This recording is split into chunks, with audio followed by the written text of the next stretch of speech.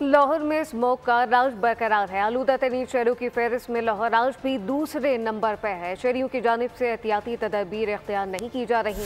तफसीलात क्या हैं, अफजाल अब्बासी से जान लेते हैं। अफजाल, बताइएगा। जी बिल्कुल, लाहौर में स्मोग और फोग दोनों का राज। एयर क्वालिटी इंडेक्स लाहौर का इस वक्त 780 है, जबकि गुलबर्ग के इलाके में एयर क्वालिटी इंडेक्स 1521 रिकॉर्ड किया गया है। मेरे साथ इस वक्त कुछ शहरी मौजूद हैं, उनसे जानते हैं। क्योंकि हम एहतियाती तदाबीर इस्तेमाल नहीं करते। हम जिसके भी कह लेंगे वो आगे से कहते हैं ठीक है यार, करना होगा कर लेंगे, नहीं करना तो ना करेंगे। ये चीज़ है इस वजह से।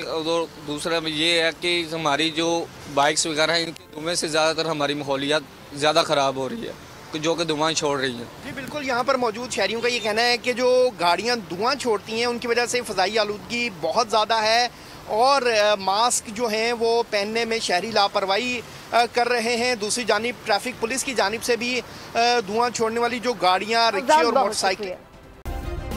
सब्सक्राइब करें और बेल दबाएं ताकि कोई खबर रह न जाए।